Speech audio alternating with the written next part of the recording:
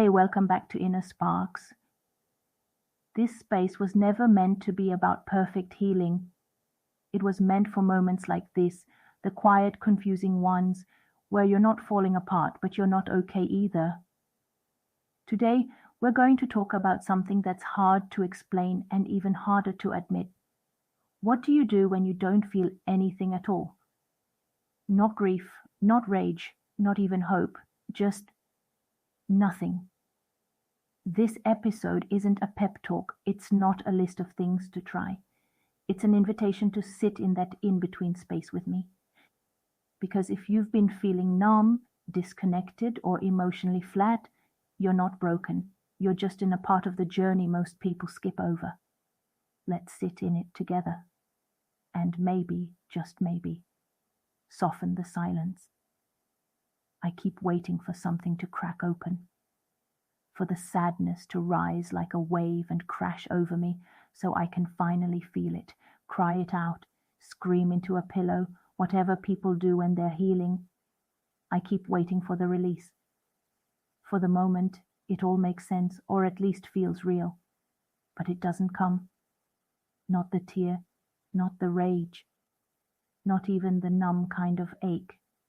Just static, just silence. People keep asking how I am, and I keep saying tired, because that's the only thing that's true.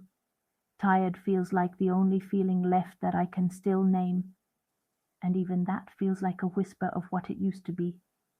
Not exhaustion, not burnout, not devastation, just flat, like someone turned the volume down on my life and forgot to turn it back up.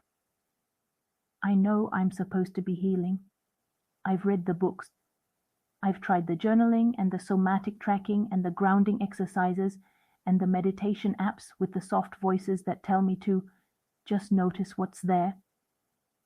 But most of the time, what's there is nothing. A wall, a blank space where the pain should be, or the joy, or the longing, or anything. And it scares me, because if I don't feel anything, how do I know who I am? How do I know if I'm getting better or just better at pretending? I used to feel so much it nearly killed me. That was the problem. Every emotion cracked my chest open like lightning. I was too sensitive, too emotional, too intense. I cried too easily, got attached too quickly, broke down in bathrooms and grocery store parking lots. So I shut it off, bit by bit, year by year, until I forgot how to turn it back on, and now here I am, numb, functional, dissociated in ways that look like self-control. I go to work, I make plans, I laugh at jokes.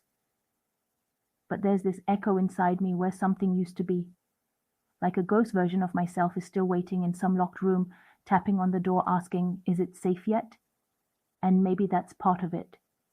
The not feeling. Maybe it is a feeling. A shield. A trauma response that learned to dress itself up in logic and self-awareness. Maybe this is what healing looks like before it starts looking like healing. Maybe this is the prelude, the pause, the unbearable quiet before something stirs. I want to believe that. I want to believe that not feeling doesn't mean I'm broken. It just means I'm not ready yet.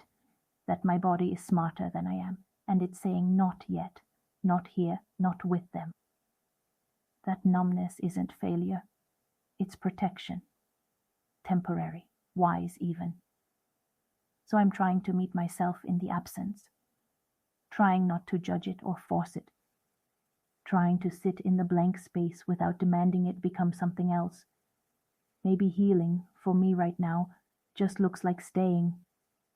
Not checking out, not rushing in, not making a goddamn checklist out of my own recovery. Just staying, even when I feel nothing. Especially then, because maybe the next feeling, whatever it is, only shows up when it knows I won't run. If you're still here, I want to thank you. Not just for listening, but for staying in the room with the parts of yourself that are hard to be with. Numbness doesn't mean you don't care. It doesn't mean you're failing. Sometimes it's just your nervous system trying to protect you from a world that hasn't always known how to hold you. And you being here, listening to this, means something inside you is still reaching for connection. Maybe that's the beginning. If this episode sat heavy on your chest in a way that felt honest, let me know. Share it with someone who's in the quiet middle of their healing too.